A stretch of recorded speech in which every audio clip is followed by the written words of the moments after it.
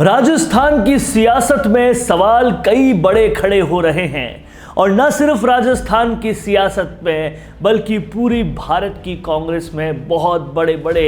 सवाल खड़े हो रहे हैं, जिसमें से सबसे बड़ा सवाल यह है कि क्या कांग्रेस के नए अध्यक्ष मल्लिकार्जुन खड़गे कांग्रेस में हो रही गलत चीजों को ठीक करने की फहरिस्त में सबसे पहले पायलट को न्याय दिलाएंगे। क्या मल्लिकार्जुन खड़गे पायलट को राजस्थान का मुख्यमंत्री बनाएंगे? मल्लिकार्जुन खड़गे से जो मुलाकात हुई है सचिन पायलट की, उसके कई ज्यादा मायने निकाले जा रहे हैं। मल्लिकार्जुन खड़गे जब बने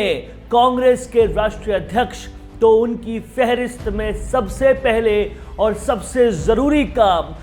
जिसकी तरफ हर कोई निगाहें डाल के बैठा था, वो सबसे पहला तो था कि राजस्थान में जो कांग्रेस के मंत्रियों और कांग्रेस के नेताओं ने इनडिसिप्लिन की है, अनुशासनहीनता की है, पार्टी की तोहमत की है, पार्टी का अपमान किया है, आला कमान का अपमान किया है, क्या उस पर कोई बड़ा एक्शन लेंगे मल्लिकार्जुन खड़गे? और दूसरा जो फहरिस्त में सबसे बड़ा काम था कि राजस्थान में जो कांग्रेस में लगातार गलत हो रहा है, जिन कार्यकर्ताओं ने पूरी तरीके से कांग्रेस को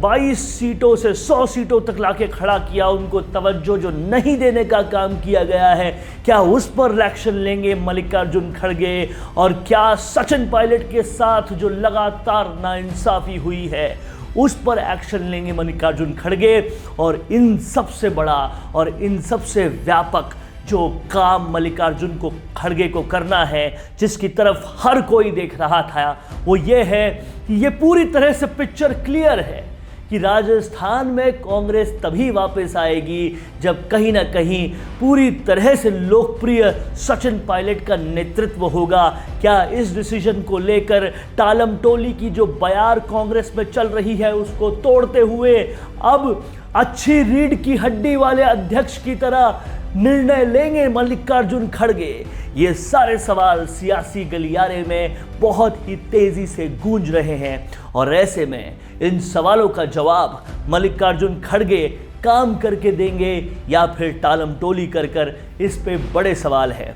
खड़गे की मीटिंग हुई है पायलट से और ये मीटिंग बहुत ही गहनता से हुई, बहुत सारे मतलब इसके निकाले जा रहे हैं। पायलट ने इस मीटिंग में अपना पूरा फीडबैक दिया है और इसी के साथ साथ यहाँ पर आलाकमान यानी कि मल्लिकार्जुन खड़गे ने ये तय भी किया है कि एक बार फिर से राजस्थान में ऑब्जर्वर्स भेजे जाएंगे। लेकिन समझने वाली बात यह है कि ऑब्जर्वर्स भेजने का मतलब क्या जब उस पर कोई एक्शन ना हो, क्योंकि लगातार ऑब्जर्वर्स भेजे गए, पर्यवेक्षक भेजे गए, पर अभी तक कुछ एक्शन नहीं हुआ। क्या पुरानी परिपाटी से अलग हटकर कुछ मल्लिकार्जुन खड़गे कर पाएंगे? क्योंकि अगर इस इनडिसिप्लिन पे कार्रवाई नहीं हुई, पायलट के साथ जो लगातार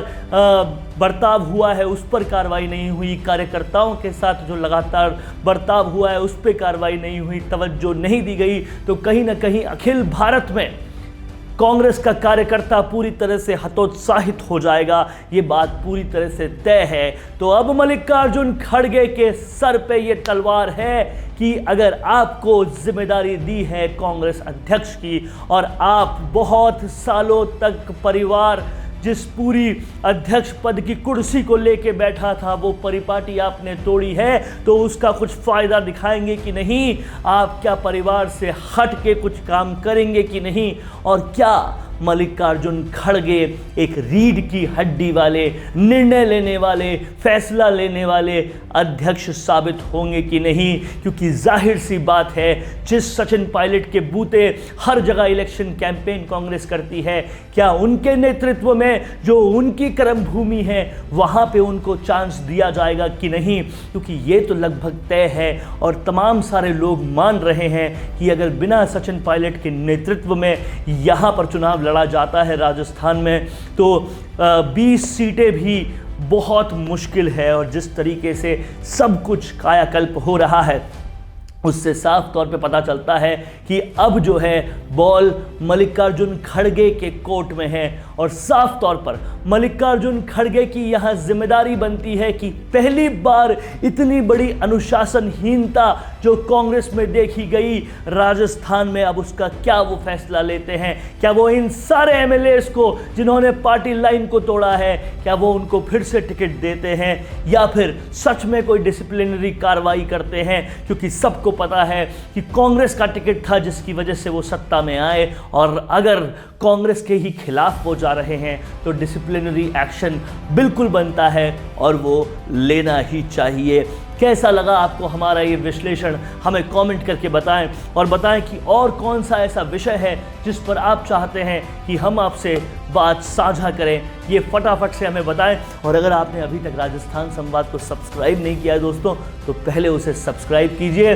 ताकि आपको ऐसे विश्लेषण लगातार और फौरी तौर पे मिल पाए। नमस्कार। हेलो इन्वेस्टर्स, क्या आप भी शेयर बाजार से जुड़ी समस्याओं से जूझ रहे हैं और इसका समाधान चाहते हैं? तो इन प्रॉब्लम्स के सलूशन के लिए आ चुका है शेयर क्लेम दोस्त। तो इन्वेस्टर्स, हम आपके लिए लेकर आए हैं शेयर बाजार से जुड़ी सभी समस्याओं का समाधान, वो भी एक ही छत के नीचे। जैसे शेयर्स को IEPF अथॉरिटी से क्लेम करवाना, शेयर होल्डर की डेथ के केस में शेयर्स का ट्रांसमिशन करवाना, डुप्लीकेट शेयर सर्टिफिकेट इशू करवाना, नेम और सिग्नेचर का मिसमैच होना, फिजिकल शेयर्स को डीमेट करवाना, सक्सेशन सर्टिफिकेट और लीगल हेयर सर्टिफिकेट दिलवाना, अनक्लेम्ड और अनपेड डिविडेंड्स को क्लेम करवाना, legal matters related to physical share certificate और भी बहुत सारी समस्याओं का सारा समाधान।